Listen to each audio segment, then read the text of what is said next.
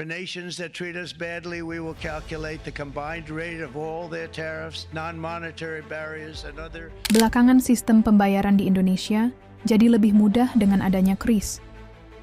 KRIS jadi jembatan yang mempermudah baik merchant maupun pembeli untuk bertransaksi meskipun menggunakan aplikasi yang berbeda.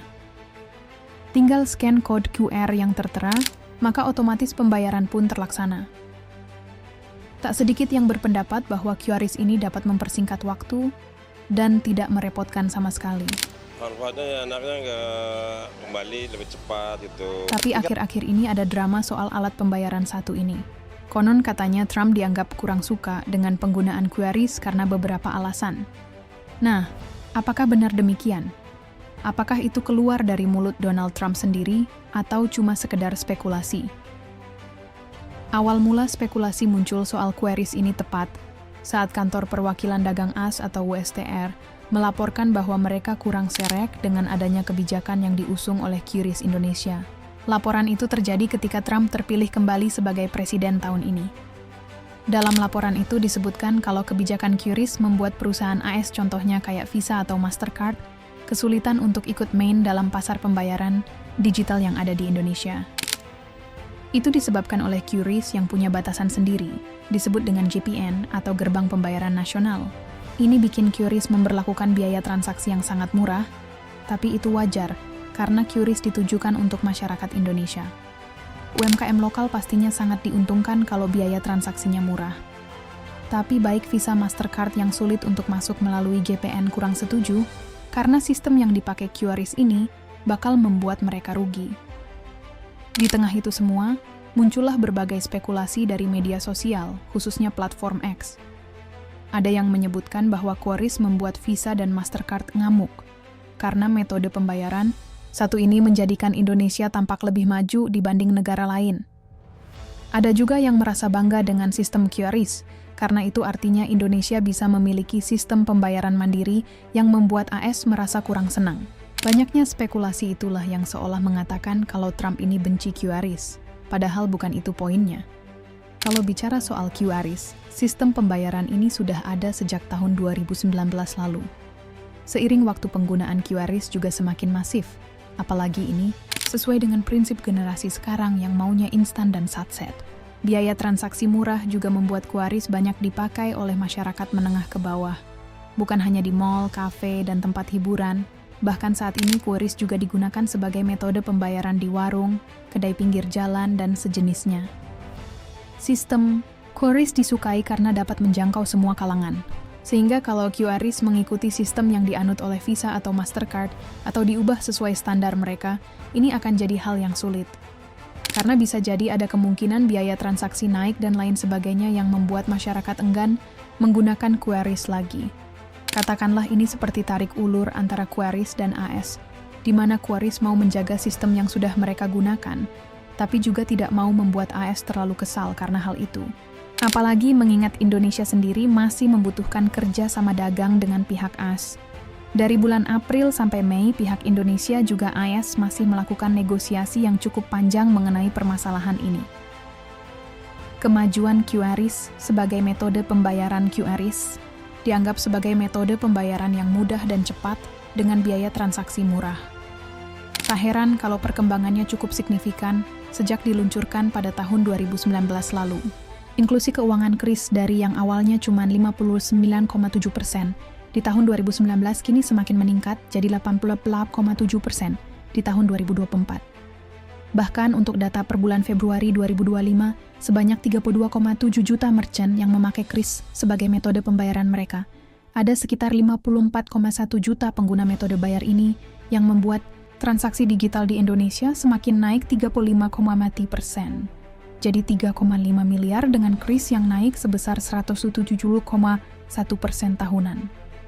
Hal itu tak bisa dipungkiri karena KRIS dipakai oleh banyak kalangan bahkan dari kalangan bawah sekalipun. Penggunaannya lebih merata daripada metode pembayaran digital yang lain.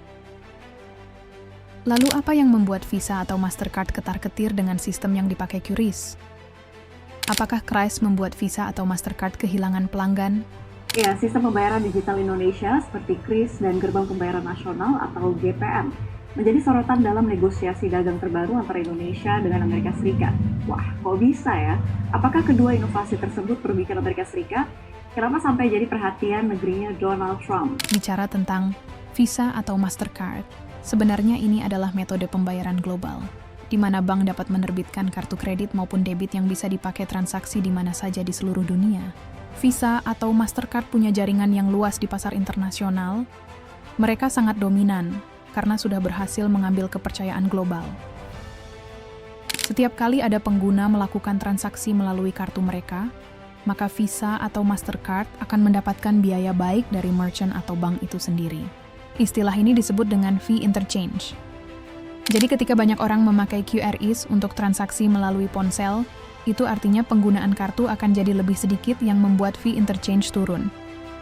Masyarakat dapat lebih memilih menggunakan ponsel daripada mengeluarkan kartu yang fee-nya di atas kris. Walaupun sebenarnya kebanyakan Visa atau Mastercard ini digunakan untuk transaksi terhadap barang yang lebih mahal. Sangat jarang sekali kalangan menengah ke bawah yang memakai Visa atau Mastercard untuk bertransaksi sehari-hari. Tapi tetap saja, itu membuat Visa atau Mastercard sedikit terancam. Kalau sampai negara lain mengikuti jejak QRIS dan membuat sistem yang serupa, ini akan mengurangi dominasi Visa atau Mastercard di pasar global. Contohnya saja seperti yang terjadi di India di mana negara tersebut menggunakan Rupee untuk metode pembayarannya. Today we are going to test NFC on UPI, which is actually very new. So basically, if you can see this QR code, here there is a small logo of tap and pay. So just like we scan the QR code, all you need to do is click on tap. Once you tap the section, you need to enter the amount. So I am testing this with 1 rupee and this is my UPI Lite balance. The moment I click confirm, you can see this NFC box is popped up. All I need to do is just take my phone and touch it here, and without scanning the QR code, the payment is successful. Jadi ada dua perbedaan pendapat antara USTR dan Bank Indonesia, BI.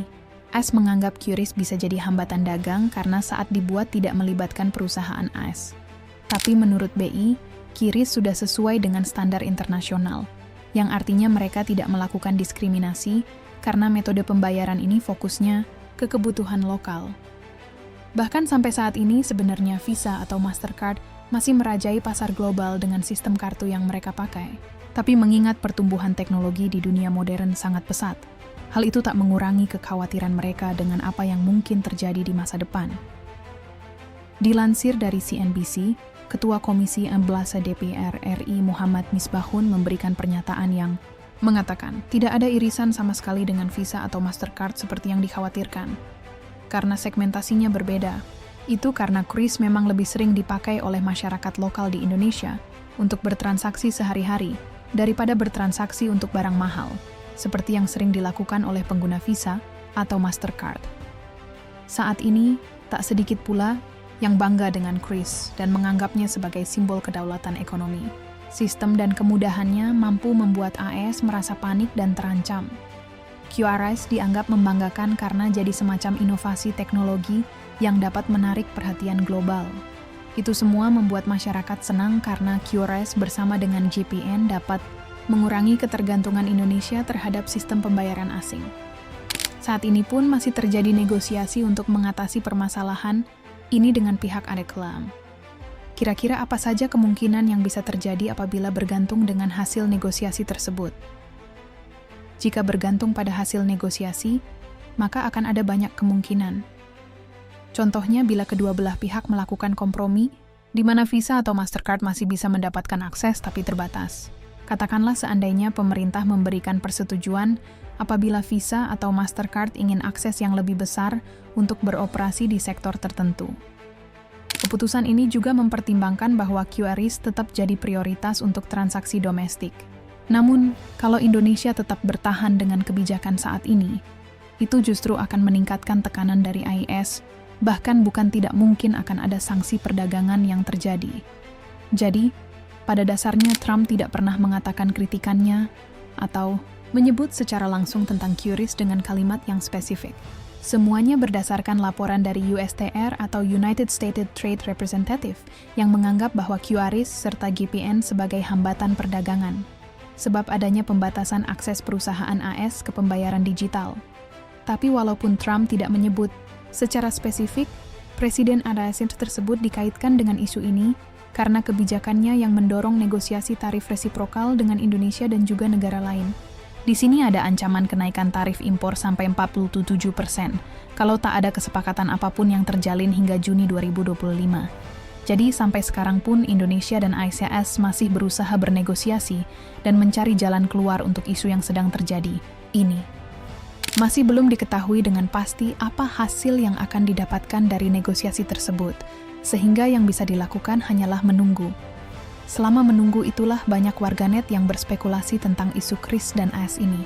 Tak sedikit juga yang melebih-lebihkan dan menganggap kalau ASM cemburu sebab kini Kris lebih sukses. Entah ini hanya kekhawatiran perusahaan ASM semata, atau memang ada kemungkinan yang lebih baik tentang masa depan Kris, yang jelas untuk saat ini masyarakat di Indonesia sangat nyaman menggunakan metode bayar yang satu ini.